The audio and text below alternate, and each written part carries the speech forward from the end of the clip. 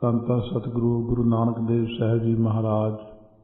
ਚੱਲ ਰਹੀ ਲੜੀਵਾਰ ਕਥਾ ਦੇ ਵਿੱਚ ਪਾਵਨ ਪਵਿੱਤਰ ਉਪਦੇਸ਼ 21 ਅੰਗ ਦੇ 20ਵਾਂ ਸ਼ਬਦ ਸਤਿਗੁਰੂ ਮਹਾਰਾਜ ਬਖਸ਼ਿਸ਼ ਕਰ ਰਹੇ ਹਨ। ਮਨ ਰੇ ਅਹਨਿਸ ਹਰ ਗੁਣ ਸਾਰ, ਹੇ ਮੇਰੇ ਮਨਾ ਦਿਨ ਰਾਤ ਵਾਹਿਗੁਰੂ ਦੇ ਗੁਣਾਂ ਨੂੰ ਸੰਭਾਲਣਾ ਕਰ, ਯਾਦ ਕਰ। ਫਰਮਾਉਂਦੇ ਨੇ ਸ੍ਰੀ ਰਾਗ ਦੇ ਵਿੱਚ ਪਹਿਲੇ ਪਾਤਸ਼ਾਹ, ਇੱਕ ਤਿਲ ਪਿਆਰਾ ਵੀਸਰੈ ਰੋਗ ਵੱਡਾ ਮਨ ਮਾਹੇ। ਹੁਣ ਜਿਹੜੇ ਰੱਬ ਦੇ ਪਿਆਰੇ ਨੇ, ਨਾਮ ਜਪਣ ਵਾਲੇ ਨੇ, ਨਿਤਨੇਮੀ ਨੇ, ਪ੍ਰੇਮੀ ਨੇ, ਜੇ ਉਹਨਾਂ ਦੇ ਮਨ ਦੇ ਅੰਦਰੋਂ ਇੰਨਾ ਪਿਆਰ ਹੁੰਦਾ ਨਿਤਨੇਮ ਨਾਲ, ਸਿਮਰਨ ਦੇ ਨਾਲ, ਭਗਤੀ ਨਾਲ, ਕਈ ਵਾਰ ਗ੍ਰਸਤੀਆਂ ਨੂੰ ਕੰਮ ਜ਼ਿਆਦਾ ਹੋਣ ਕਰਕੇ ਉਹਦੀ ਨਿਤਨੇਮ ਦੇ ਵਿੱਚ, ਸਿਮਰਨ ਵਿੱਚ ਕੋਈ ਰੁਕਾਵਟ ਆ ਜੇ ਜੀ, ਉਹਨਾਂ ਨੂੰ ਇਉਂ ਮਹਿਸੂਸ ਹੁੰਦਾ ਕਿ ਇੱਕ ਤਿਲ ਜਿੰਨਾ ਸਮਾਂ ਵੀ ਜੇ ਵਾਹਿਗੁਰੂ ਭੁੱਲ ਜਾਵੇ, ਆਪਣੇ ਮਨ ਦੇ ਵਿੱਚ ਸਮਝਦੇ ਨੇ ਵੱਡਾ ਰੋਗ ਲੱਗ ਗਿਆ ਮੈਨੂੰ। ਬਹੁਤਾ ਪਛਤਾਵਾ ਕਰਦੇ ਮਨ ਦੇ ਅੰਦਰ। ਜਿਤ ਦਿਨ ਵਿਸਰੈ ਪਾਰ ਬ੍ਰਹਮ ਭਾਈ, ਤਿਤ ਦਿਨ ਮਰੀਐ ਚੂਰ। ਸੋ ਮਹਾਰਾਜ ਜਿਵੇਂ ਬਚਨ ਕਰਦੇ ਨੇ, ਜਦੋਂ ਪ੍ਰਮਾਤਮਾ ਭੁੱਲ ਜਾਂਦੇ ਨੇ, ਕਿਤੇ ਮਾੜਾ ਜਿਹਾ ਛਿਨ ਮਾਤਰ, ਗੁਰੂ ਨਾਨਕ ਸਾਹਿਬ ਤਾਂ ਇਉਂ ਫਰਮਾਉਂਦੇ ਨੇ ਕਿ ਆਖਾਂ ਜੀਵਾਂ ਵਿਸਰੈ ਮਰ ਜਾਓ। ਔਰ ਰੱਬ ਦੇ ਪਿਆਰੇ ਕਹਿੰਦੇ ਵੱਡਾ ਰੋਗ ਲੱਗ ਗਿਆ ਮੈਨੂੰ, ਪ੍ਰਮਾਤਮਾ ਦਾ ਭੁੱਲਣਾ ਜਿਹੜਾ ਹੋਇਆ। ਕਿਉਂ ਦਰ ਗਹਿ ਪਤ ਪਾਈਐ, ਜਾਂ ਹਰ ਨਾ ਵਸੈ ਮਨ ਮਾਹੇ। ਹੁਣ ਜਦੋਂ ਹਰੀ ਨਾਮ ਪਰਮੇਸ਼ਰ ਦਾ ਨਾਮ ਜੋ ਮਨ ਦੇ ਅੰਦਰ ਨਹੀਂ ਵਸਦਾ ਜਿਨ੍ਹਾਂ ਦੇ, ਉਹ ਫਿਰ ਪ੍ਰਲੋਕ ਦੇ ਵਿੱਚ ਕਿਵੇਂ ਜਿਹੜੀ ਇੱਜ਼ਤ ਪ੍ਰਾਪਤ ਕਰ ਸਕਦੇ? ਮਾਣ ਨਹੀਂ ਮਿਲਣਾ, ਇੱਜ਼ਤ ਪਤ ਆਬਰੂ ਨਹੀਂ ਹੁੰਦੀ ਉਹਨਾਂ ਦੀ। ਇਹ ਗੱਲ ਨੂੰ ਵੀ ਗੁਰਮੁਖ ਸੋਚਦੇ ਨੇ ਕਿ ਜੇ ਹੁਣ ਹਿਰਦੇ 'ਚ ਨਾਮ ਨਾ ਵਸਿਆ, ਪ੍ਰਲੋਕ ਵਿੱਚ ਮੈਨੂੰ ਕਹਿਣਗੇ ਤੂੰ ਉੱਥੇ ਕੀ ਵਸਾ ਕੇ ਆਇਆ ਮਨ 'ਚ। ਮਨ ਜਦੋਂ ਵਿਕਾਰਾਂ ਦਾ ਭਰਿਆ ਲੈ ਕੇ ਜਾਵਾਂਗਾ, ਪਾਪਾਂ ਦਾ, ਪੁੱਛ-ਗਿੱਛ ਹੋਵੇਗੀ ਮੇਰੀ। ਹਰ ਹਰ ਕੰਪੈ ਬਾਲਾ ਜੀਓ, ਨਾ ਜਾਣੋ ਕਿਆ ਕਰਸੀ ਪੀਓ। ਇਸ ਕਰਕੇ ਮਨ ਉਹਨਾਂ ਦਾ ਹਮੇਸ਼ਾ ਸਾਵਧਾਨ ਰਹਿੰਦਾ ਇਹਨਾਂ ਗੱਲਾਂ ਨੂੰ ਸੁਣ ਕੇ, ਯਾਦ ਕਰਕੇ। ਗੁਰ ਮਿਲਿਆ ਸੁਖ ਪਾਈਐ, ਅਗਨ ਮਰੈ ਗੁਣ ਮਾਹੇ। ਸਤਿਗੁਰਾਂ ਨਾਲ ਮਿਲਣ ਕਰਕੇ ਹੀ ਬੰਦੇ ਨੂੰ ਅੰਦਰਲਾ ਸੁੱਖ ਪ੍ਰਾਪਤ ਹੁੰਦਾ ਹਿਰਦੇ 'ਚ। ਬਾਹਰ ਜਿੰਨਾ ਮਰਜ਼ੀ ਪਿਆਸ ਲੱਗੀ ਹੋਵੇ ਬਹੁਤ ਜ਼ਿਆਦਾ, ਜਿੰਨਾ ਮਰਜ਼ੀ ਭਾਵੇਂ ਇਸ਼ਨਾਨ ਵੀ ਕਰ ਲਓ, ਠੰਡੇ ਪਾਣੀ ਦੇ ਛਿੱਟੇ ਵੀ ਮਾਰ ਲਓ ਅੱਖਾਂ 'ਚ, ਪੈਰ ਧੋ ਲਓ, ਫਿਰ ਹੱਥ ਧੋ ਲਓ, ਪਿਆਸ ਹੀ ਹੁੰਦੀ ਹੈ। 2 ਦਿਨ ਤੱਕ ਪਾਣੀ ਬੰਦ ਰੱਖੋ, ਨਾ ਪੀਓ, ਨਹਾਉਂਦੇ ਰਹੋ, ਭਾਵੇਂ ਪਾਣੀ 'ਚ ਬੈਠੇ ਰਹੋ, ਪਾਣੀ ਨਹੀਂ ਪੀਣਾ। ਪਰ ਪਿਆਸ ਉਦੋਂ ਹੀ ਬੁਝਣੀ ਹੈ ਜਦੋਂ ਪਾਣੀ ਪੀਣਾ। 2-4 ਗਲਾਸ, 5 ਗਲਾਸ ਪੀ ਕੇ ਪਿਆਸ ਬੁਝਦੀ ਇਨਸਾਨ ਦੀ। ਇਸ ਕਰਕੇ ਸਤਿਗੁਰੂ ਮਹਾਰਾਜ ਸੱਚੇ ਪਾਤਸ਼ਾਹ ਕਹਿੰਦੇ ਨੇ ਕਿ ਜਿੰਨਾ ਮਰਜ਼ੀ ਬਾਹਰਲੇ ਸੁੱਖ ਮਿਲ ਜਾਣ ਸਰੀਰ ਦੇ, ਪਰ ਜਦੋਂ ਤੱਕ ਆਪਾਂ ਸਤਿਗੁਰੂ ਜੀ ਨੂੰ ਮਿਲਦੇ, ਨਾਮ ਨਹੀਂ ਜਪਦੇ, ਉਦੋਂ ਤੱਕ ਬਾਹਰਲੇ ਸੁੱਖ ਬੇਕਾਰ ਹੈ, ਸਭ ਪਰੇਸ਼ਾਨੀਆਂ ਦਾ ਕਾਰਨ ਹੀ ਹੈ। ਕਿਉਂਕਿ ਅੰਦਰਲੀ ਪਿਆਸ ਤਾਂ ਬੁਝੀ ਨਹੀਂ। ਮਾਧੋ ਜਲ ਕੀ ਪਿਆਸ ਨਾ ਜਾਏ, ਜਲ ਮਹਿ ਅਗਨ ਉਠੀ ਅਧਿਕਾਏ। ਭਗਤ ਕਬੀਰ ਜੀ ਕਹਿੰਦੇ ਨੇ, ਮਾਧੋ ਹੇ ਪਰਮਾਤਮਾ, ਇਹ ਜਿਹੜੀ ਜਲ ਪਦਾਰਥ ਨੇ ਨਾ, ਪਦਾਰਥਾਂ ਦੀ ਆਸ ਨਹੀਂ ਜਾਂਦੀ। ਪਾਣੀ ਰੂਪ ਪਦਾਰਥ, ਪਾਣੀ ਵਿੱਚ ਰਹਿੰਦਿਆਂ ਹੋਇਆਂ ਵੀ ਹੋਰ ਅੱਗ ਲੱਗਦੀ ਹੈ ਪਦਾਰਥਾਂ ਦੀ। ਭਾਵ ਪਦਾਰਥਾਂ ਰੂਪ ਜਲ ਵਿੱਚ ਰਹਿ ਕੇ ਸਬਰ ਨਹੀਂ ਆਉਂਦਾ। ਸਾਰਾ ਕੁਝ ਕੋਲੇ ਹੈ, ਫਿਰ ਹੋਰ ਪਦਾਰਥਾਂ ਦੀ ਇੱਛਾ ਬਣਦੀ, ਹੋਰ ਬਣਦੀ ਹੈ। ਕਿਉਂਕਿ ਹਿਰਦੇ ਵਿੱਚ ਸੰਤੋਖ ਗੁਣ ਦੇ ਧਾਰਨ ਕਰਕੇ ਤ੍ਰਿਸ਼ਨਾ ਮਰਦੀ ਅੰਦਰੋਂ। ਸਤਿਗੁਰੂ ਮਹਾਰਾਜ ਕਹਿੰਦੇ ਨੇ, ਅਗਨ ਮਰੈ ਗੁਣ ਮਾਹੇ। ਵਸਤੂ ਵਿਚਾਰ ਰੂਪੀ ਗੁਣ ਦੇ ਧਾਰਨ ਕਰਕੇ ਵਿਸ਼ਿਆਂ ਵਿਕਾਰਾਂ ਦੀ ਜਿਹੜੀ ਅੱਗ ਮਰਦੀ ਹੈ। ਖੇਮਾ ਰੂਪ ਗੁਣ ਦੇ ਧਾਰਨ ਕਰਕੇ ਕ੍ਰੋਧ ਰੂਪ ਅੱਗ ਮਰਦੀ ਹੈ। ਇਹ ਸਾਰੇ ਵੱਖਰੇ ਵੱਖਰੇ ਨੇ। ਇਸ ਕਰਕੇ ਮੋਹ ਨੂੰ ਤਬਦੀਲ ਕਰਨਾ ਪ੍ਰੇਮ ਦੇ ਵਿੱਚ, ਔਰ ਇਹਦੇ ਨਾਲ ਹੰਕਾਰ ਨੂੰ ਸ਼ੁੱਧ ਕਰਨਾ। ਸ਼ੁੱਧ ਹੰਕਾਰ ਤਾਂ ਠੀਕ ਹੈ, ਪਰ ਅਸ਼ੁੱਧ ਮਾੜਾ। ਸ਼ੁੱਧ ਹੰਕਾਰ ਕਿ ਮੈਂ ਕਲਗੀਆਂ ਵਾਲੇ ਦਾ ਪੁੱਤਰ ਹਾਂ, ਮਹਾਰਾਜ ਵੀ ਕਹਿੰਦੇ ਨੇ ਮੈਂ ਅਕਾਲ ਪੁਰਖ ਦਾ ਪੁੱਤਰ ਹਾਂ, ਮੈਨੂੰ ਮਾਣ ਹੈ। ਇੱਕ ਹੁੰਦਾ ਆਪਣੇ ਹੀ ਆਪ ਤੇ ਹੰਕਾਰ ਹੋ ਜਾਣਾ, ਮੈਂ ਹੀ ਸਭ ਕੁਛ, ਉੱਥੇ ਜੀਵ ਮਾਰ ਖਾ ਜਾਂਦਾ। ਮਨ ਰੇ ਅਹਨਿਸ ਹਰ ਗੁਣ ਸਾਰ, ਮਹਾਰਾਜ ਕਹਿੰਦੇ ਦਿਨ ਰਾਤ ਲਗਾਤਾਰ ਇੱਕ ਰਸ ਪਰਮਾਤਮਾ ਦੇ ਗੁਣਾਂ ਨੂੰ ਹੌਲੀ ਹੌਲੀ ਬੋਲੀ ਜਾ, ਯਾਦ ਕਰ, ਮੂਲ ਮੰਤਰ ਪੜ੍ਹੀ ਜਾ, ਇਹ ਸਭ ਉਹਦੇ ਗੁਣ ਹੀ ਨੇ।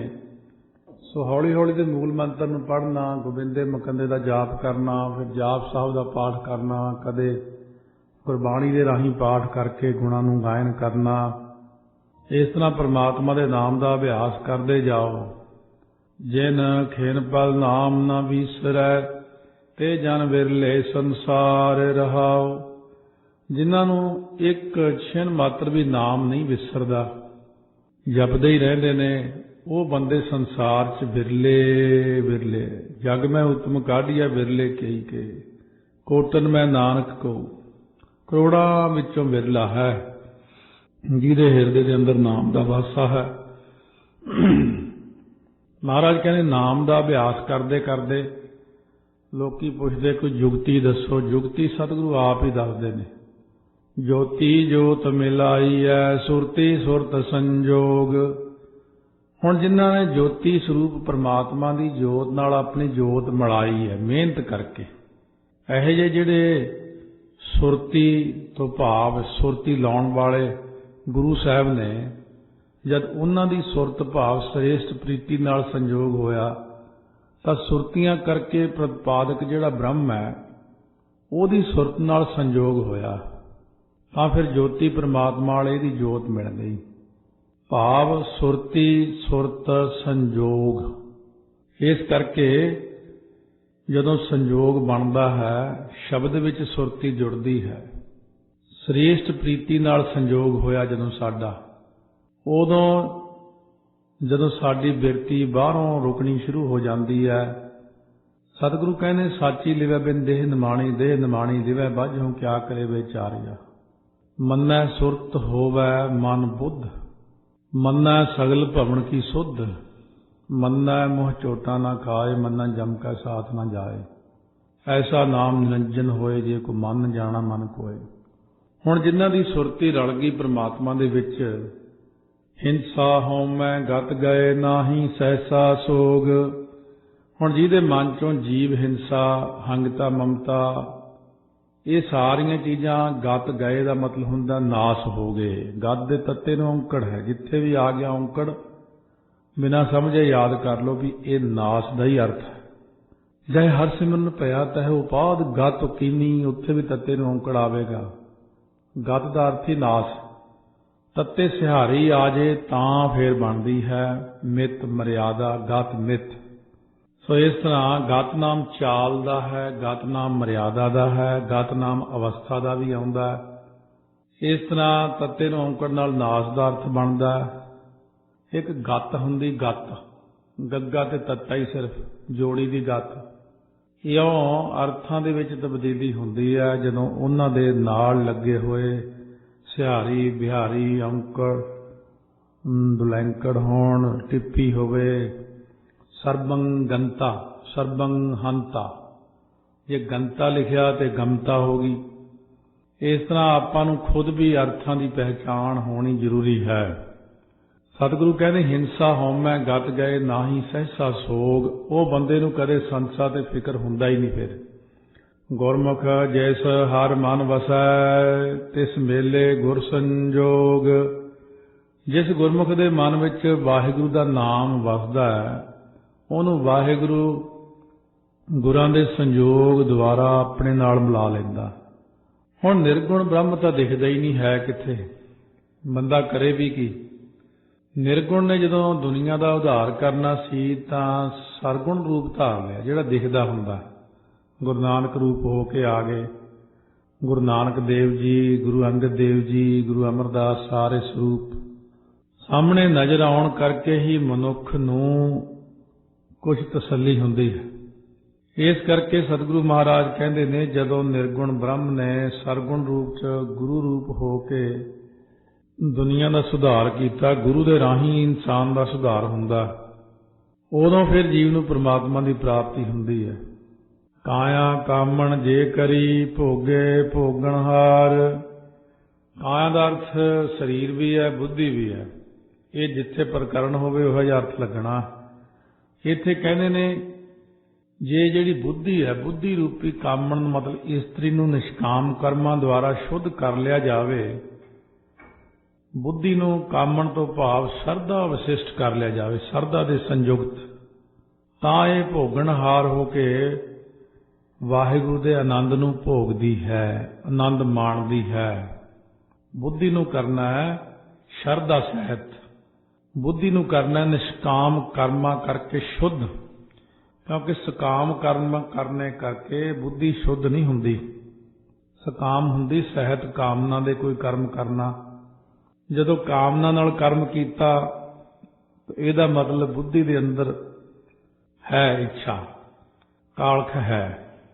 ਜਦੋਂ ਬਿਲਕੁਲ ਕੋਰੇ ਕਾਗਜ਼ ਵਾਂਗੂ ਨਿਸ਼ਕਾਮ ਹੋ ਕੇ ਸੇਵਾ ਕੀਤੀ, ਰਾਜ ਨਾ ਚਾਹੋ ਮੁਕਤ ਨਾ ਚਾਹੋ, ਮਨ ਪ੍ਰੀਤ ਚਰਨ ਕਮਲਾਰੇ, ਉਹ ਚੀਜ਼ ਸਭ ਤੋਂ ਵਧੀਆ ਹੈ। ਕੋਰੇ ਕਾਗਜ਼ ਵਾਂਗੂ ਨਿਸ਼ਕਾਮ ਕਰਮ, ਤੇ ਸਕਾਮ ਕਰਮਾਂ ਦੇ ਦਾਗ ਲੱਗ ਜਾਂਦੇ ਨੇ। ਉਸ ਵਕਤ ਬੁੱਧੀ ਪਦਾਰਥਵਾਦੀ ਹੋ ਜਾਂਦੀ। ਇਸ ਸਿਉ ਦੇਹੋ ਨਾ ਕੀਜਈ ਜੋ ਦੀਸੈ ਚੱਲਣਹਾਰ। ਮਹਾਰਾਜ ਸੱਚੇ ਪਾਤਸ਼ਾਹ ਕਹਿੰਦੇ ਜੇ ਭਗਤੀ ਦੇ ਰਸਤੇ ਤੇ ਚੱਲਣਾ ਹੈ ਤਾਂ ਇਸ ਚੀਜ਼ ਨੂੰ ਜ਼ਰੂਰ ਧਿਆਨ ਰੱਖੋ ਕਿ ਉਸ ਚੀਜ਼ ਨਾਲ ਹੁਣ ਜਾਂ ਜਗਤ ਦੇ ਨਾਲ, ਇਹਦੇ ਪਦਾਰਥਾਂ ਨਾਲ ਪ੍ਰੇਮ ਤਾਂ ਨਹੀਂ ਕਰ ਰਹੇ ਕਿਤੇ ਤੁਸੀਂ।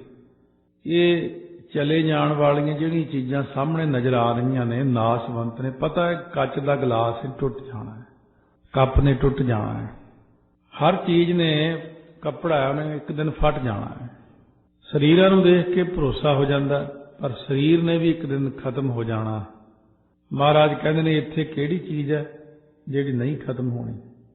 ਇੱਥੋਂ ਤੱਕ ਵੀ ਇਹ ਧਰਤੀ, ਤਾਰੇ, ਚੰਦਰਮਾ ਦਾ ਵੀ ਅੰਤ ਹੈ। ਤਾਂ ਤੇ ਜਿਹੜੀਆਂ ਚੀਜ਼ਾਂ ਦਿਸਣਹਾਰ ਨੇ ਅਤੇ ਚੱਲਣਹਾਰ ਨੇ, ਜਿਹੜੀਆਂ ਵੀ ਦਿਸਦੀ, ਜੋ ਦਿਸਦਾ ਹੈ ਉਹ ਸਭ ਚੱਲਣਹਾਰ ਹੈ। ਜੋ ਨਹੀਂ ਦਿਖਦਾ ਉਹ ਹੈ ਪਰਮਾਤਮਾ। ਅਬਿਨਾਸੀ ਜੀਵਨ ਕੋ ਦਾਤਾ ਹੈ। ਉਹ ਇਉਂ ਨਿਸ਼ਚਾ ਕਰੇ ਮਨ ਦੇ ਅੰਦਰ ਕਿ ਜੋ ਦਿਖਦਾ ਇਹ ਨਹੀਂ ਰਹਿਣਾ, ਇਹ ਬਦਲ ਜਾਣਾ ਜਾਂ ਇਹਨੇ ਖਤਮ ਹੀ ਹੋ ਜਾਣਾ। ਇਸ ਕਰਕੇ ਮਹਾਰਾਜ ਕਹਿੰਦੇ ਇਨ੍ਹਾਂ ਜਿਹੀਆਂ ਚੀਜ਼ਾਂ ਦੇ ਨਾਲ ਪ੍ਰੇਮ ਨਹੀਂ ਕਰਦੇ ਰੱਬ ਦੇ ਪਿਆਰੇ।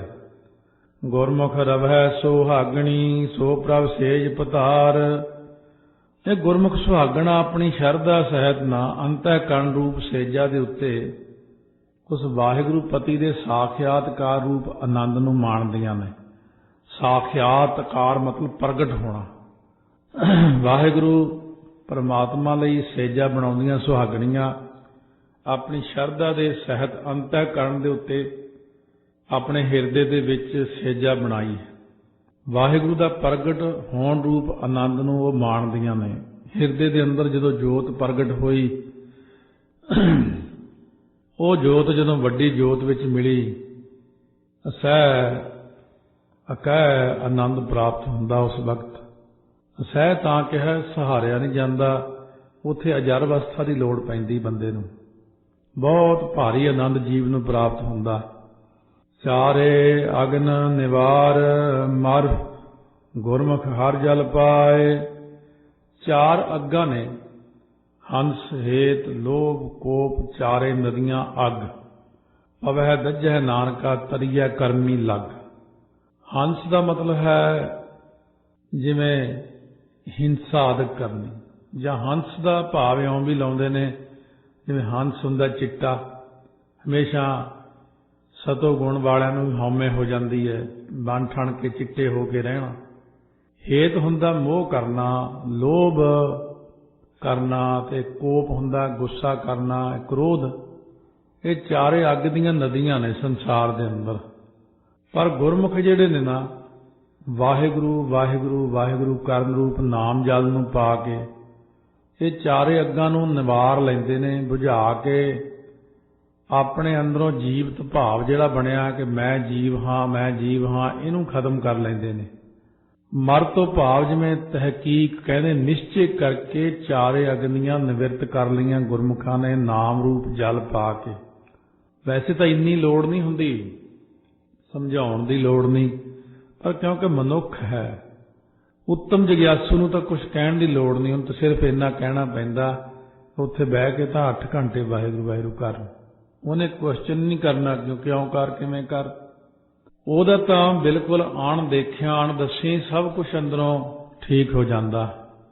ਹੁਣ पर सतगुरु कहते दुनिया है ਇਹਦੇ अंदर सतो गुणी रजो गुणी तमो गुणी पुरुष और कई तरह के बंदे ने रब नहीं बनाए ने जिन्हों के शंके ही नहीं मुकते हैं, वो सारा दिन शंकियां च विचारे लंघ जाते हैं, वहमी भरमी जे होए रहंदे ने।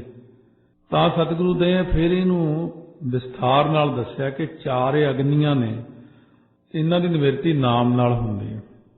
अंतर कमल परगासिया अमृत भरिया अघाए, गुरमुखां दे अंदरों हुण जिहड़ा हिरदा कमल सी वो प्रगास पिया, खिड़ पिया। हुण ये गल नूं किहड़ा दस्से भी अंदर कमल भी हुंदा, प्रचारक तां नहीं दसूगा तुहानूं, वो तो कहंदे गल्लां हुंदियां ही नहीं, तो जोगियां दीयां गल्लां ने, तो फलानियां गल्लां ने। जदों आप नूं कुछ ना आउंदा होवे फिर उठ के भज लैंदा, पर अंदर तां हिरदा कमल खिड़दा ना, पुठा होया होया इस वक्त हिरदे दे विच हिरदा कमल। हुण जिन्ना उत्तों रस जगदा वो सारा वाय पित्त कफ बनदा तुरिया जा रहा। जदों बह के अभ्यास कीता ब्रह्म अग्नि दे नाल अंदर जदों पाउण चली, जिहने सारे चक्रां नूं बिन्नना है, वो अंदरले कमल नूं सिद्धा कर दिंदी। इहदियां पत्तियां 16 पंखड़ियां खिड़ जांदियां ने और चिट्टा कमल दल सामने आ जांदा। इहदे उत्ते जदों जाके रस पैंदा बंदे दे अंदर वाय पित्त कफ बननियां ही हट जांदियां। इसे करके वो बीमारियां तो मुक्त हो जाना। सर्व रोग का औखद नाम ताइयों कहा। अभ्यास करने वाले वाहिगुरू वाहिगुरू सारी दुनिया रोज करी जाती, मूल मंत्र करी जाती है, पर थोड़ी जी सुरत भी नाल लाओ। सुरती दा संजोग करना शब्द नाल। जदों कल्ला वाहिगुरू वाहिगुरू कहा सुरती किते होर गई हुई है, फिर वो उत्थे की खड़ी गड्डी रेसां देण वाली गल है, तुरदी नहीं गड्डी। सुरत ला के नाम दे नाल सिमरन करना, वाहिगुरू दी होंद नूं जानना कि है भी सच। जदों आपां अंदर नूं ध्यान दे के चंगा तगड़ा अभ्यास करते हैं, बाणी पढ़ी जाते हैं, सुरत थोड़ी ला के रखते हैं, तां ये सारा कुछ अंदर ही नज़र आउंदा अभ्यासियां नूं। कित्थे किहदा वासा है अते किहड़ी चीज़ कित्थे है।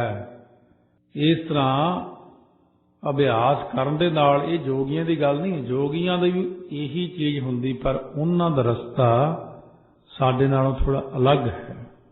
रस्ता सारियां दा इक्को ही हुंदा, पर रस्ते दे विच फर्क हुंदा। फिर भी ऐसा एक रस्ता है कि इत्थों बाय कार जाना, रस्ता तो वही है। वो कार दे नाल तां बहुत समा 15-20 घंटे लग जाने हैं, 50-50 घंटे 60-60 घंटे का सफ़र भी है कार का। एक जहाज़ दे राही जाना, वो भी उसे रस्ते ही जाता ऊपर, पर वो सीधा ही पहाड़ियां पहूड़ियां दे उपर दी लंघ के समुंदर तो लंघ के उत्थे टिकाणे पहुँच जाता। उन्होंने 5-6 घंटे लगे ने, कार नूं 50 घंटे लग जाने। जोगियां दा मार्ग है कार वाला, पैदल वाला, कीड़ी वाला। भगती दे मार्ग विच है पंछी मार्ग, जहाज मार्ग है, पहुंचदा उस तरह ही। पर उधर ये फर्क है कि उधर जोगानंद है, इधर ब्रह्मानंद है। मन निर्मल नहीं 10वें द्वार, भ्रम भ्रम आवे मूढ़ा वारो वार। ये जोगियां नूं कहा, आपां नूं नहीं। जांदे आपां भी उत्थे ही आ, आपां नाम संयुक्त होके जाने हैं। गुरु गुरु का फर्क है। साडे गुरु नानक देव जी सतगुरु ने वाहिगुरू मंत्र का अभ्यास, मूल मंत्र का अभ्यास, जिहड़ा मेन चीज एक ओंकार है जो वाहिगुरू मंत्र है, ये सिरे लाउंदा आपां नूं। जोगियां दा निशाना है मैनूं रिद्धि सिद्धि की प्राप्ति होवे, मैनूं शक्ति मिले। इस करके उन्हां दे निशाने विच साडे निशाने विच इउं फर्क पै जांदा। आपां प्रभु की प्राप्ति चाहुंदे हां। हाँ, जिहड़े जोगियां ने परमेश्वर की प्राप्ति लई यह अभ्यास कीता। सिद्ध गोष्ठ पढ़ो बाणी। मंगलनाथ ब्रह्म ज्ञानी होया, चरपटनाथ ब्रह्म ज्ञानी होया, घुग्गूनाथ, मछिंद्रनाथ, गोरखनाथ। ये फिर महाराज की किरपा नाल अपने गुरु नानक देव जी को सिक्ख्या लैके इन्हां ने निशाना बदल लिया। रिद्धियां सिद्धियां की प्राप्ति नूं छड्ड के ਜਦੋਂ ਗੁਰੂ ਨਾਨਕ ਦੇਵ ਜੀ ਨੇ ਦੱਸਿਆ ਨਾ ਓ ਅੰਗ ਨਾਲ ਤਾਂ ਸਿਰਫ ਤਿੰਨ ਹੀ ਦਿਖਦੇ ਨੇ। ਹੁਣ ਬਹਿ ਕੇ ਉਦੋਂ ਗੱਲ ਕਰੀਏ ਅਭਿਆਸੀ ਕਿਸ ਨਾਲ ਜਿਹਨੂੰ ਇਹ ਅਵਸਥਾ ਹੁੰਦੀ ਹੈ। ਜਦੋਂ ਓਮ ਦਾ ਜਾਪ ਕਰੀਏ ਤਾਂ ਦਿਖਦੇ ਨੇ ਤਿੰਨ, ਬ੍ਰਹਮਾ ਵਿਸ਼ਨੂੰ ਮਹੇਸ਼, ਲక్ష్ਮੀ ਗਣੇਸ਼, ਫਿਰ ਇਹ ਨਜ਼ਰ ਆਉਂਦੇ। ਜੇ ਇੱਕ ਓਂਕਾਰ ਦਾ ਅਭਿਆਸ ਕਰੀਏ ਤਾਂ ਗੁਰੂ ਨਾਨਕ ਦੇਵ ਜੀ ਦਾ ਦਰਸ਼ਨ ਹੁੰਦੇ ਨੇ। ਇਹ ਅਭਿਆਸੀ ਦੱਸਦੇ ਰਹਿੰਦੇ ਨੇ ਐਸਾ ਸਾਨੂੰ। ਇਸ ਕਰਕੇ ਜਿਹੜਾ ਹੈ ਅਭਿਆਸ ਵਿੱਚ ਫਰਕ ਹੈ, ਨਿਸ਼ਾਨੇ ਵਿੱਚ ਫਰਕ ਹੈ। ਜੋਗੀਆਂ ਦਾ ਤੇ ਸਾਡਾ ਬਹੁਤ ਫਰਕ ਹੈ ਆਪਸ ਵਿੱਚ, ਪਰ ਰਸਤਾ ਸਾਡਾ ਇੱਕੋ ਹੀ। ਇਸ ਕਰਕੇ ਸਹੰਸਰ ਦਲ ਕਮਲ ਵੀ ਖਿੜਦਾ ਹੈ ਨਾਭੀ ਦੇ ਵਿੱਚ, ਸਾਰਾ ਕੁਝ ਹੈ, ਪਰ ਉਹ ਅਭਿਆਸ ਨਾਲ ਦਿਖਦਾ। ਗਿੱਦੜ ਦਾਖ ਨਾ ਆਪਣਾ ਆਖੈ ਥੂ ਕੌੜੀ, ਫਿਰ ਉਹ ਲੋਕ ਇਉਂ ਕਹਿ ਕੇ ਛੱਡਦੇ ਆਪਣਾ ਕੰਮ ਨਹੀਂ ਜੀ, ਇਹ ਆਰਾਮ ਨਾਲ ਸੌਵੋ, ਨਿਤਨੇਮ ਪੰਜ ਬਾਣੀਆਂ ਕਰੀਆਂ ਬਹੁਤ ਹੈ। ਪਰ ਨਾਲ ਅਭਿਆਸ ਵੀ ਤਾਂ ਦੱਸਿਆ। ਪੰਜਾਂ ਪਿਆਰਿਆਂ ਨੇ ਕਿਹਾ ਮੂਲ ਮੰਤਰ ਗੁਰ ਮੰਤਰ ਬੈਠਦੇ ਉੱਠਦੇ ਜਪਣਾ, ਸੁਰਤੀ ਲਾ ਕੇ ਜਪਣਾ। ਤਾਂ ਸਤਿਗੁਰੂ ਕਹਿੰਦੇ ਨੇ ਫਿਰ ਅੰਦਰੋਂ ਕਮਲ ਖਿੜ ਪਿਆ। ਗੁਰਮੁਖਾਂ ਦਾ ਅੰਤःਕਰਮ ਜੋ ਬ੍ਰਹਮਾਨੰਦ ਰੂਪ ਅੰਮ੍ਰਿਤ ਨਾਲ ਭਰਿਆ ਹੋਇਆ ਸੀ, ਉਹ ਚੋਂ ਅੰਮ੍ਰਿਤ ਪੀ ਕੇ ਉਹ ਰੱਜ ਗਏ ਨੇ। ਅੰਦਰੋਂ ਫਿਰ ਅੰਮ੍ਰਿਤ ਪ੍ਰਗਟ ਹੁੰਦਾ। ਬਹੁਤ ਸਾਰੇ ਲੋਕ ਐਸੇ ਨੇ ਜਿਨ੍ਹਾਂ ਨੂੰ ਫਿਰ ਕੱਲੇ ਕੱਲੇ ਤਾਂ ਆਪਾਂ ਦੱਸਣੋਂ ਰਹੇ। ਹੁਣ ਤਾਂ ਮੌਜ ਲੱਗੀ ਜਿੱਥੇ ਮਰਜ਼ੀ ਕੋਈ ਸੁਣੇ। ਬਹੁਤਿਆਂ ਦਾ ਹੁੰਦਾ ਕਿ ਬਾਣੀ ਪੜ੍ਹਦਿਆਂ ਮੂੰਹ ਮਿੱਠਾ ਹੋ ਗਿਆ। ਇਹ ਇੱਕ ਚੰਗੀ ਨਿਸ਼ਾਨੀ ਹੁੰਦੀ, ਮੂੰਹ ਦਾ ਮਿੱਠਾ ਹੋ ਜਾਣਾ। ਜਦੋਂ ਮੂੰਹ ਵਿੱਚ ਮਿਠਾਸ ਆਉਣੀ ਸ਼ੁਰੂ ਹੋ ਜੇ, ਇਹ ਅੰਦਰਲਾ ਹੀ ਅੰਮ੍ਰਿਤ ਪ੍ਰਗਟ ਹੋ ਰਿਹਾ ਹੁਣ। ਉਦੋਂ ਮੁੱਖ ਵਿੱਚ ਮਿਠਾਸ ਹੋ ਕੇ ਹੀ ਅੱਗੇ ਅਵਸਥਾਵਾਂ ਬਣਨੀਆਂ ਸ਼ੁਰੂ ਹੁੰਦੀਆਂ ਨੇ। ਇਸ ਕਰਕੇ ਸਤਿਗੁਰੂ ਮਹਾਰਾਜ ਕਹਿੰਦੇ ਨੇ ਜੇ ਇਹਨਾਂ ਚੀਜ਼ਾਂ ਦੀ ਪ੍ਰਾਪਤੀ ਕਰਨੀ ਹੋਵੇ, ਨਾਨਕ ਸਤਿਗੁਰ ਮੀਤ ਕਰ, ਸੱਚ ਪਾਵੈ ਦਰਗਹਿ ਜਾਏ। ਔਰ ਮਹਾਰਾਜ ਫਰਮਾਉਂਦੇ ਨੇ ਭਾਈ ਤੂੰ ਸਤਿਗੁਰਾਂ ਨੂੰ ਆਪਣਾ ਮਿੱਤਰ ਬਣਾਉਣਾ ਕਰ। ਫਿਰ ਜੇ ਇਹ ਅਵਸਥਾ ਲੈਣੀਆਂ ਨੇ, ਜਿਨ੍ਹਾਂ ਦੀ ਕਿਰਪਾ ਨਾਲ ਤੂੰ ਪਰਲੋਕ ਦਰਗਾਹ ਵਿੱਚ ਜਾ ਕੇ ਸੱਚ ਸੁੱਖ ਨੂੰ ਪ੍ਰਾਪਤ ਕਰੇਂਗਾ। ਅਸਲ ਸੁੱਖ ਜਿਹੜਾ ਨਾਮ ਦਾ, ਨਾਨਕ ਸਤਿਗੁਰ ਮੀਤ ਕਰ। ਇੱਥੇ ਸਤਿਗੁਰ ਦੇ ਤੱਤੇ ਨੂੰ ਸਿਹਾਰੀ ਨਹੀਂ ਹੈ। ਇਹ ਕਈ ਜਗ੍ਹਾ ਆਇਆ ਹੈ। ਚੌਥੇ ਪਾਤਸ਼ਾਹ ਦੇ ਬਹੁਤੇ ਸ਼ਬਦਾਂ ਵਿੱਚ ਸਤਿਗੁਰੂ ਦੇ ਤੱਤੇ ਨੂੰ ਸਿਹਾਰੀ ਨਹੀਂ ਆਉਂਦੀ। ਇਹ ਧਿਆਨ ਰੱਖਣਾ ਇਹਨਾਂ ਚੀਜ਼ਾਂ ਦਾ। ਸ੍ਰੀ ਰਾਗ ਮਹੱਲਾ ਪਹਿਲਾ।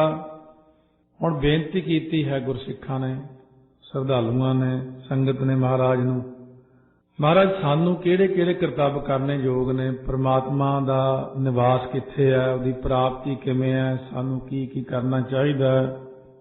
ਸਤਿਗੁਰੂ ਨਾਨਕ ਦੇਵ ਜੀ ਸ੍ਰੀ ਰਾਗ ਦੇ ਵਿੱਚ ਇਹ ਫਰਮਾਉਂਦੇ ਨੇ 21ਵਾਂ ਸ਼ਬਦ। ਸਤਿਗੁਰੂ ਕਹਿੰਦੇ ਦੇਖੋ ਐਸਾ ਹੈ ਕਿ ਪ੍ਰਮਾਤਮਾ ਦੀ ਪ੍ਰਾਪਤੀ ਕਰਨੀ ਹੈ ਜੇ, ਫਿਰ ਤੁਹਾਨੂੰ ਕੀ ਕਰਨਾ ਚਾਹੀਦਾ। ਹਰ ਹਰ ਜਪੋ ਪਿਆਰਿਆ, ਗੁਰਮਤਿ ਲੈ ਹਰ ਬੋਲ। ਪਿਆਰਿਓ ਵਾਹਿਗੁਰੂ ਵਾਹਿਗੁਰੂ ਨਾਮ ਨੂੰ ਜਪੋ। ਆਪਣੇ ਆਪ ਜਪੀਏ ਜਾਂ ਕਿਸੇ ਦੁਆਰਾ ਜਪੀਏ, ਇਹ ਵੀ ਪ੍ਰਸ਼ਨ ਹੈ। ਕਿਉਂਕਿ ਆਪਣੇ ਆਪ ਜੇ ਕੋਈ ਬਣਦਾ ਫਿਰ ਤਾਂ ਆਪ ਹੀ ਰੱਬ ਬਣ ਜਾਂਦਾ। ਗੁਰੂ ਦੁਆਰਾ ਹੀ ਕਿਰਪਾ ਹੋਣੀ ਹੈ। ਗੁਰੂ ਦੁਆਰਾ ਹੋਏ ਸੋਝੀ ਪਾਏ ਸੀ। ਸਤਿਗੁਰੂ ਕਹਿੰਦੇ ਗੁਰਮਤਿ, ਗੁਰੂ ਦੀ ਸਿੱਖਿਆ ਲਓ। ਪਹਿਲਾਂ ਗੁਰ ਸਿੱਖਿਆ ਲੈ ਕੇ ਵਾਹਿਗੁਰੂ ਨਾਮ ਨੂੰ ਬੋਲ, ਜਪ ਬੋਲ, ਹਰੀ ਨਾਮ ਨੂੰ ਬੋਲ, ਵਾਹਿਗੁਰੂ ਵਾਹਿਗੁਰੂ ਬੋਲੀ ਜਾ ਤੇ ਵਾਹਿਗੁਰੂ ਵਿੱਚ ਧਿਆਨ ਦੇ, ਸੁਰਤੀ ਦੇ, ਅਰਥਾਂ ਦਾ ਧਿਆਨ ਰੱਖ। ਇਹ ਵੀ ਧਿਆਨ ਰੱਖ ਕੇ ਵਾਹਿਗੁਰੂ ਹੈ ਕੌਣ, ਕਿੱਡਾ ਕੁ ਵੱਡਾ, ਕਿੱਥੇ ਰਹਿੰਦਾ, ਸਾਰਿਆਂ ਦੇ ਅੰਦਰ ਹੈ, ਵਿਆਪਕ ਹੈ, ਰੋਜੀ ਰੋਟੀ ਦੇਣ ਵਾਲਾ, ਮੇਰਾ ਮਾਲਕ ਹੈ, ਮੈਨੂੰ ਦੇਖ ਰਿਹਾ, ਉਹਨੂੰ ਮੇਰਾ ਸਾਰਾ ਪਤਾ ਹੈ। ਜਿੰਨਾ ਵਾਰੀ ਮੈਂ ਵਾਹਿਗੁਰੂ ਵਾਹਿਗੁਰੂ ਕਹਿਣਾ ਉਹ ਵੀ ਸੁਣਦਾ।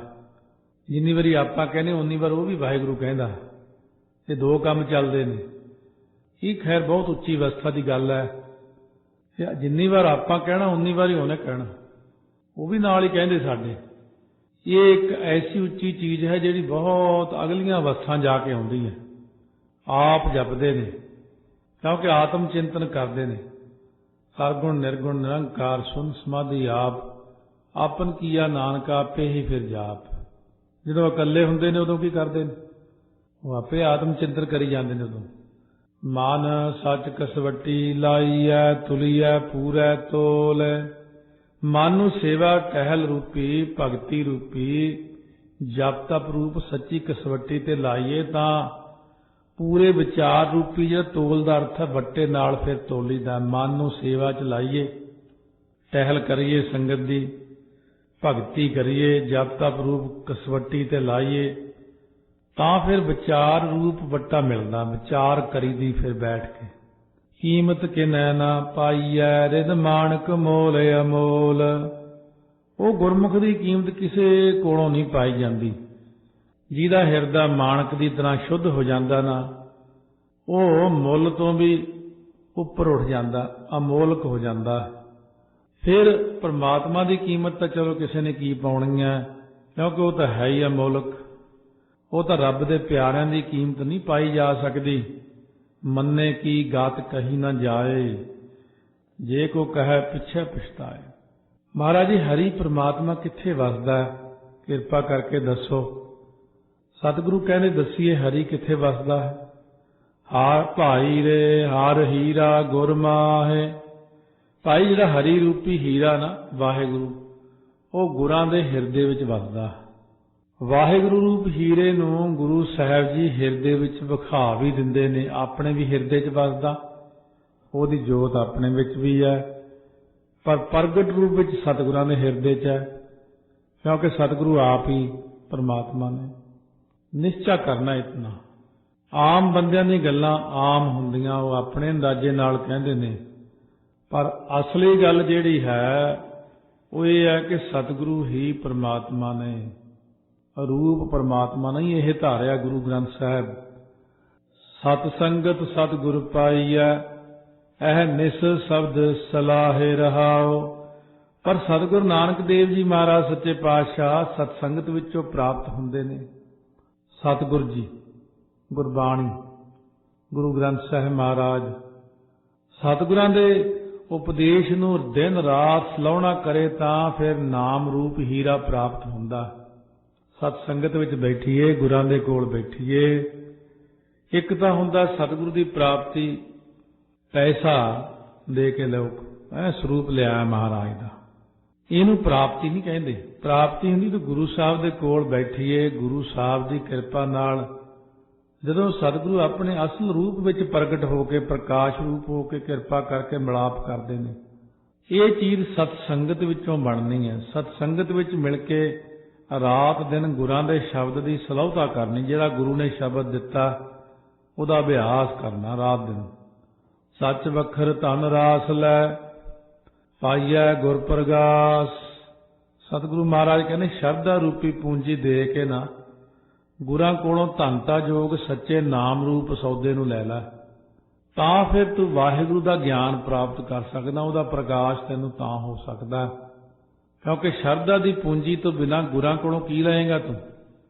ਸੱਚੇ ਨਾਮ ਸੌਦੇ ਨੂੰ ਲੈ ਸ਼ਰਧਾ ਨਾਲ, ਫਿਰ ਤੂੰ ਨਾਮ ਲੈ ਕੇ ਫਿਰ ਜਪ, ਫਿਰ ਪ੍ਰਕਾਸ਼ ਹੁੰਦਾ। ਜਪ ਮਨ ਰਾਮ ਨਾਮ ਪ੍ਰਗਾਸ। ਜਿਉਂ ਅਗਨ ਮਰੈ ਜਲ ਪਾਇਐ ਤਿਉਂ ਤ੍ਰਿਸ਼ਨਾ ਦਾਸਨ ਦਾਸ। ਮਹਾਰਾਜ ਕਹਿੰਦੇ ਜੀ ਪਾਣੀ ਦੇ ਪਾਉਣ ਨਾਲ ਅੱਗ ਬੁਝ ਜਾਂਦੀ ਹੈ। ਇੱਥੇ ਪਾਠ ਜਿਹੜਾ ਇਹ ਧਿਆਨ ਦੇਣ ਵਾਲਾ, ਜਿਉਂ ਅਗਨ ਮਰੈ ਜਲ ਪਾਇਆ, ਇਹਦੀ ਸਿਹਾਰੀ ਹੈ। ਬਹੁਤੇ ਪਾਠੀ ਕਰਦੇ ਜਿਉਂ ਅਗਨ ਮਰੈ ਜਲ ਪਾਈਐ, ਇਉਂ ਪਾਇਆ ਤੇ ਪਾਈਐ ਵਿੱਚ ਧਿਆਨ ਦੇਣਾ, ਬਿਹਾਰੀ ਹੈ ਕਿ ਸਿਹਾਰੀ ਹੈ। ਮਹਾਰਾਜ ਕਹਿੰਦੇ ਤਿਵੇਂ ਹੀ ਦਾਸਾਂ ਦਾ ਦਾਸ ਹੋਣ ਕਰਕੇ ਪਦਾਰਥਾਂ ਦੀ ਤ੍ਰਿਸ਼ਨਾ ਮਿਟ ਜਾਂਦੀ ਹੈ। ਜਿਵੇਂ ਅੱਗ ਮਿਟ ਜਾਂਦੀ ਹੈ ਪਾਣੀ ਨਾਲ, ਦਾਸਾਂ ਦਾ ਦਾਸ ਬਣੇ ਤਾਂ ਤ੍ਰਿਸ਼ਨਾ ਮਿਟ ਜਾਂਦੀ ਹੈ। ਤ੍ਰਿਸ਼ਨਾ ਵੀ ਦਾਸੀ ਬਣ ਜਾਂਦੀ, ਕਹਿੰਦੀ ਮੈਂ ਹੁਣ ਤੰਗ ਨਹੀਂ ਕਰਦੀ ਤੁਹਾਨੂੰ। ਜਮ ਜੰਦਾਰ ਨਾ ਲੱਗਈ ਇਉਂ ਭਉ ਜਲ ਤਰੈ ਤਰਾਸ। ਉਹਨੂੰ ਫਿਰ ਜਿਹੜਾ ਜੰਦਾਰ ਹੁੰਦਾ, ਜਿੰਦ ਦਾ ਆਰ, ਆਰ ਨਾਮ ਕੱਟਣਾ, ਕੱਟਣਾ ਕੌਣ? ਵੈਰੀ।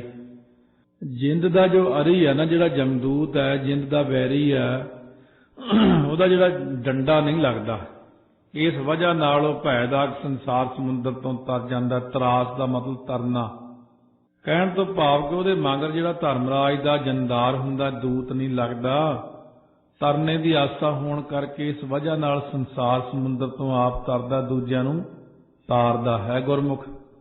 ਗੁਰਮੁਖ ਕੂੜ ਨਾ ਭਾਵਈ ਸੱਚ ਰਤੇ ਸੱਚ ਭਾਏ। ਸੱਚ ਭਾਏ ਤੋਂ ਭਾਵ ਸੱਚੇ ਪ੍ਰੇਮ ਦੁਆਰਾ ਜਿਹੜੇ ਗੁਰਮੁਖ ਸੱਚੇ ਨਾਮ ਵਿੱਚ ਰੰਗੇ ਗਏ ਨੇ ਨਾ, ਨਾਮ ਜਪਣ ਕਰਕੇ ਉਹਨਾਂ ਗੁਰਮੁਖਾਂ ਨੂੰ ਝੂਠ ਬੋਲਣਾ ਚੰਗਾ ਹੀ ਨਹੀਂ ਲੱਗਦਾ। ਗੁਰਮੁਖ ਕੂੜ ਨਾ ਭਾਵਈ। ਕੂੜੇ ਪਦਾਰਥ, ਕੂੜ ਰਾਜਾ, ਕੂੜ ਪਰਜਾ, ਕੂੜ ਸਭ ਸੰਸਾਰ, ਕੂੜ ਮੰਡਪ, ਕੂੜ ਮਾੜੀ, ਕੂੜ ਬੈਸਣਹਾਰ, ਕੂੜ ਸੋਇਨਾ, ਕੂੜ ਰੂਪਾ, ਕੂੜ ਪਹਿਨਣਹਾਰ, ਕੂੜ ਕਾਇਆ, ਕੂੜ ਕੱਪੜ, ਕੂੜ ਰੂਪ ਅਪਾਰ, ਕੂੜ ਮੀਆਂ, ਕੂੜ ਬੀਵੀ, ਖੱਪ ਹੋਏ ਖਾਰ, ਕੂੜ ਕੂੜਾ ਨਿਹੁ ਲੱਗਾ ਵਿਸਰਿਆ ਕਰਤਾਰ। ਕਿਸ ਨਾਲ ਕੀਚੈ ਦੋਸਤੀ, ਸਭ ਜਗ ਚੱਲਣਹਾਰ। ਗੁਰਮੁਖਾਂ ਨੂੰ ਐਸਾ ਕੂੜ ਭਾਉਂਦਾ ਹੀ ਨਹੀਂ, ਬੋਲਣਾ ਵੀ ਨਹੀਂ ਭਾਉਂਦਾ। ਕੋਈ ਕੂੜ, ਹਰ ਚੀਜ਼ ਕੂੜ ਹੈ। ਇਸੇ ਕਰਕੇ ਉਹਨਾਂ ਨੂੰ ਸੱਚੇ ਦਾ ਜਿਹੜਾ ਭਾਏ ਦਾ ਅਰਥ ਹੈ ਗਿਆਨ ਹੋ ਗਿਆ, ਪ੍ਰਕਾਸ਼ ਹੋ ਗਿਆ। ਸਾਕਤ ਸੱਚ ਨਾ ਭਾਵਈ, ਕੂੜੈ ਕੂੜੀ ਪਾਏ। ਇਹ ਉਲਟ ਗੱਲ ਹੋ ਗਈ। ਗੁਰਮੁਖ ਕੂੜ ਨਾ ਭਾਵਈ, ਸਾਕਤ ਸੱਚ ਨਾ ਭਾਵਈ। ਸ਼ਕਤੀ ਦੇ ਉਪਾਸਕ ਜਿਹੜੇ ਮਨਮੁਖ ਨੇ ਉਹਨਾਂ ਨੂੰ ਸੱਚ ਬੋਲਣਾ, ਸੱਚਾ ਨਾਮ ਜਪਣਾ ਭਾਉਂਦਾ ਹੀ ਨਹੀਂ। ਝੂਠਿਆਂ ਪੁਰਸ਼ਾਂ ਦੀ ਝੂਠੀ ਪਾਏ ਭਾਵ ਪਾਇਆ ਭਾਵ ਔਕਾਤ ਹੈ। ਕੂੜਿਆਂ ਝੂਠਿਆਂ ਧੰਦਿਆਂ ਵਿੱਚ ਲੱਗਣ ਕਰਕੇ ਝੂਠੀ ਹੀ ਉਹਨਾਂ ਦੀ ਪਾਏ ਤੋਂ ਭਾਵ ਪਤ ਇੱਜ਼ਤ ਆਬਰੂ ਝੂਠੀ ਬਣੀ ਰਹਿੰਦੀ ਸੰਸਾਰ ਅੰਦਰ। ਨਕਲੀ ਇੱਜ਼ਤ ਹੈ ਉਹਨਾਂ ਦੀ। ਮੂੰਹ ਦੇ ਉੱਤੇ ਹੀ ਲੋਕ ਹਾਂ ਜੀ ਕਰਦੇ, ਬਾਅਦ ਵਿੱਚ ਗਾਲਾਂ ਕੱਢਦੇ, ਬੁਰਾ ਨਿੰਦਾ ਕਰਦੇ ਆ, ਭੈੜਾ ਬੋਲਦੇ ਆ। ਸਿਰਫ ਕੰਮ ਲੈਣ ਦੇ ਮਾਰੇ ਮੂੰਹ ਦੇ ਉੱਤੇ ਗੱਲ ਵਧੀਆ ਕਰਨਗੇ। ਇਸ ਕਰਕੇ ਸਤਿਗੁਰੂ ਕਹਿੰਦੇ ਨੇ ਕਿ ਸਾਕਤ ਨੂੰ ਸੱਚ ਚੰਗਾ ਨਹੀਂ ਲੱਗਦਾ। ਹਮੇਸ਼ਾ ਉਹ ਸੱਚ ਨਾਲੋਂ ਦੂਰ ਰਹਿ ਕੇ ਖੁਸ਼ ਹੈ। ਸੋ ਜਿੱਥੇ ਕੂੜ ਦਾ ਪਸਾਰਾ ਹੁੰਦਾ, ਕੂੜ ਪ੍ਰਤੀ ਇਕੱਠ ਹੁੰਦਾ, ਕੂੜ ਗਾਣੇ, ਕੂੜ ਗੰਦੀਆਂ ਗੱਲਾਂ, ਉੱਥੇ ਕਿੰਨਾ ਇਕੱਠ ਹੁੰਦਾ। ਉੱਥੇ ਕਹਿ ਦੋ ਵੀ ਸਵੇਰੇ 4 ਵਜੇ ਲੱਗਣਾ, ਕਿਸੇ ਇਹੋ ਜਿਹੇ ਨੇ ਜਿਹੜੀ ਪੁੱਠੀਆਂ ਗੱਲਾਂ ਕਰਨੀਆਂ, ਉੱਥੇ ਸਭ ਦੁਨੀਆ ਪਹੁੰਚੀ ਹੋਵੇਗੀ। ਇਸ ਕਰਕੇ ਸਤਿਗੁਰੂ ਮਹਾਰਾਜ ਕਹਿੰਦੇ ਨੇ ਗੁਰਮੁਖ ਪਹੁੰਚਦੇ ਨੇ ਗੁਰਾਂ ਦੇ ਦਰ ਤੇ, ਮਨਮੁਖ ਜਾਂਦੇ ਨੇ ਮਾੜੇ ਪਾਸੇ। ਸੱਚ ਰਤੇ ਗੁਰ ਮੇਲਿਆ, ਸੱਚੇ ਸੱਚ ਸਮਾਏ। ਪੂਰਿਆਂ ਸਤਿਗੁਰਾਂ ਨਾਲ ਮਿਲ ਕੇ ਸੱਚ ਨਾਮ ਜਦੋਂ ਆਪਾਂ ਜਪਦੇ ਹਾਂ ਤਾਂ ਉਹਦੇ ਵਿੱਚ ਜੀਵ ਹੌਲੀ ਹੌਲੀ ਉਹਨੂੰ ਰੰਗਣ ਚੜ੍ਹਨੀ ਸ਼ੁਰੂ ਹੁੰਦੀ ਨਾਮ ਦੀ। ਪਹਿਲਾਂ ਤਾਂ ਕੁਝ ਵੀ ਨਹੀਂ ਦਿਖਦਾ। ਪਹਿਲਾਂ ਤਾਂ ਨਾਮ ਪਹਿਲੀ ਪਈ ਹੋਈ ਗੰਦਗੀ ਨੂੰ ਹੀ ਸਾਫ਼ ਕਰਦਾ। ਇਸ ਕਰਕੇ ਹੌਲੀ ਹੌਲੀ ਗੰਦਗੀ ਦੀ ਨਿਵਰਤੀ ਹੋ ਕੇ ਪਵਿੱਤਰਤਾ ਆਉਣੀ ਸ਼ੁਰੂ ਹੁੰਦੀ ਹੈ। ਫਿਰ ਹਿਰਦੇ 'ਚ ਨਾਮ ਦਾ ਵਾਸਾ ਸ਼ੁਰੂ ਹੁੰਦਾ, ਫਿਰ ਰੰਗ ਚੜ੍ਹਨਾ ਸ਼ੁਰੂ ਹੁੰਦਾ। ਗੁਰਮੁਖ ਸੱਚੇ ਹੋ ਕੇ ਸੱਚ ਸਰੂਪ ਵਿੱਚ ਫੇਰ ਸਮਾਉਂਦੇ ਨੇ, ਫਿਰ ਅਭੇਦ ਹੁੰਦੇ ਨੇ। ਸੱਚੇ ਸੱਚ ਸਮਾਏ। ਮਨ ਮਹਿ ਮਾਣਕ ਲਾਲ, ਨਾਮ ਰਤਨ ਪਦਾਰਥ ਹੀਰ। ਮਾਣਕ ਲਾਲਾਂ ਰਤਨਾ ਹੀਰਿਆਂ ਵਾਂਗੂ ਅਮੋਲਕ ਪ੍ਰਮਾਤਮਾ ਦਾ ਨਾਮ ਜਿਹੜਾ ਉਹ ਮਨ ਦੇ ਵਿੱਚ ਸਾਖਿਆਤਕਾਰ ਜਿਹੜਾ ਹੈ ਅਭਿਆਸ ਕਰਨ ਨਾਲ ਹੁੰਦਾ ਹੈ। ਇਹ ਕਿਵੇਂ ਹੁੰਦਾ? ਅੰਦਰ ਨਾਮ ਪਦਾਰਥ ਨਾਲ ਹੀ ਮਨ ਵਿੱਚ ਇਹ ਨਾਮ ਪ੍ਰਗਟ ਹੁੰਦਾ। ਨਾਮ ਬਾਹਰੋਂ ਜਪਿਆ ਜਾਂਦਾ, ਪਹਿਲਾਂ ਬਾਹਰੋਂ ਅੱਖਰੀ ਵਾਹਿਗੁਰੂ ਵਾਹਿਗੁਰੂ ਵਾਹਿਗੁਰੂ ਵਾਹਿਗੁਰੂ ਵਾਹਿਗੁਰੂ ਅੱਖਰਾਂ ਨਾਲ ਹੁੰਦਾ, ਪਰ ਅਸਲ ਰੂਪ ਫਿਰ ਅੰਦਰੋਂ ਦਿਖਦਾ ਪ੍ਰਕਾਸ਼ ਰੂਪ। ਕਾਗਜ਼ ਉੱਤੇ 2 ਅੱਖਰ ਲਿਖੇ ਆ, ਪਾਣੀ ਲਿਖੀ 50 ਵਾਰ ਲਿਖੋ, ਪਿਆਸ ਨਹੀਂ ਬੁਝਦੀ। ਹੁਣ ਫਿਰ ਮੂੰਹ ਨਾਲ ਬੋਲਿਆ ਪਾਣੀ ਪਾਣੀ 50 ਵਾਰੀ, ਨਹੀਂ ਬੁਝੀ ਪਿਆਸ। ਬੁਝਦੀ ਕਦੋਂ? ਜਦੋਂ ਪਾਣੀ ਦਾ ਗਲਾਸ ਆ ਗਿਆ, ਗਲਾਸ ਪੀਤਿਆਂ ਹੀ ਪਾਣੀ ਪਿਆਸ ਬੁਝ ਗਈ। ਸਤਿਗੁਰੂ ਕਹਿੰਦੇ ਅੱਖਰ ਹੈ ਵਾਹਿਗੁਰੂ ਵਾਹਿਗੁਰੂ ਵਾਹਿਗੁਰੂ ਵਾਹਿਗੁਰੂ। ਜਦੋਂ ਆਪਾਂ ਪੁਕਾਰਦੇ ਹਾਂ ਫਿਰ ਉਹ ਅਸਲ ਰੂਪ ਵਿੱਚ ਜਿਹੜਾ ਹੈ ਉਹਨਾਂ ਦਾ ਪ੍ਰਕਾਸ਼ ਰੂਪ ਹੈ, ਉਹ ਜਦੋਂ ਕਿਰਪਾ ਕਰਕੇ ਹਿਰਦੇ 'ਚ ਪੈਂਦੇ ਨੇ, ਆ ਕੇ ਵਸਦੇ ਨੇ ਆ ਕੇ। ਸਤਿਗੁਰੂ ਕਹਿੰਦੇ ਚੰਦਨ ਚੰਦ ਨਾ ਸਰਦ ਰੁੱਤ, ਮੂਲ ਨਾ ਮਿਟਈ ਘਾਮ, ਸੀਤਲ ਥੀਵਾ ਨਾਨਕਾ ਜਪੰਦੜੋ ਹਰ ਨਾਮ। ਉਹ ਜਦੋਂ ਪ੍ਰਕਾਸ਼, ਉਹ ਲਾਈਟ ਹਿਰਦੇ 'ਚ ਪ੍ਰਗਟ ਹੁੰਦੀ ਹੈ, ਉਹ ਦਰਸ਼ਨ ਹੈ ਵਾਹਿਗੁਰੂ ਦਾ। ਪ੍ਰਕਾਸ਼ ਹੀ ਉਹਦਾ ਦਰਸ਼ਨ ਹੈ। ਉਹ ਪ੍ਰਕਾਸ਼ ਜਦੋਂ ਨਜ਼ਰ ਆ ਗਿਆ ਉਦੋਂ ਹਿਰਦੇ 'ਚ ਆਪੇ ਹੀ ਵਾਹਿਗੁਰੂ ਵਾਹਿਗੁਰੂ ਹੋਣ ਲੱਗ ਪੈਂਦਾ। ਸਤਿਗੁਰੂ ਮਹਾਰਾਜ ਕਹਿੰਦੇ ਨੇ ਇਸੇ ਪ੍ਰਕਾਰ ਮਾਣਕ ਮਤਲਬ ਸਰਵਣ, ਮੰਨਣ, ਨਿਧਿਆਸਣ। ਲਾਲ ਦਾ ਮਤਲਬ ਪ੍ਰੇਮ, ਰਤਨ ਦਾ ਮਤਲਬ ਹੈ ਵਿਰਾਗ। ਇਹ ਸ਼ੁਭ ਗੁਣਾ ਰੂਪ ਪਦਾਰਥ ਜਿਹੜੇ ਨਾਮ ਰੂਪ ਹੀਰੇ ਕਰਕੇ ਮਨ 'ਚ ਪ੍ਰਾਪਤ ਹੋ ਜਾਂਦੇ ਆਪਾਂ ਨੂੰ। ਸੱਚ ਵਖਰ ਧਨ ਨਾਮ ਹੈ, ਘਟ ਘਟ ਗਹਿਰ ਗੰਭੀਰ।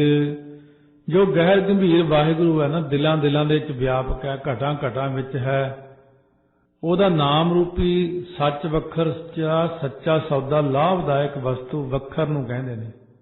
ਉਹ ਵੀ ਧਨਤਾ ਤੇ ਯੋਗ ਹੈ ਸੌਦਾ ਉਹਦਾ। ਨਾਨਕ ਗੁਰਮੁਖ ਪਾਈਐ ਦਇਆ ਕਰੇ ਹਰ ਹੀਰ। ਹੁਣ ਸਤਿਗੁਰੂ ਮਹਾਰਾਜ ਫਰਮਾਉਂਦੇ ਨੇ ਹੀਰੇ ਦੀ ਨਿਆਈ ਜਿਹੜਾ ਅਮੋਲਕ ਵਾਹਿਗੁਰੂ ਹੈ, ਜਦੋਂ ਉਹ ਆਪਣੀ ਕਿਰਪਾ ਦ੍ਰਿਸ਼ਟੀ ਕਰਦੇ ਨੇ ਤਾਂ ਫਿਰ ਸਤਿਗੁਰੂ ਜੀ ਰਾਹੀਂ ਉਹ ਨਾਮ ਰੂਪ ਸੱਚਾ ਸੌਦਾ ਪ੍ਰਾਪਤ ਹੁੰਦਾ।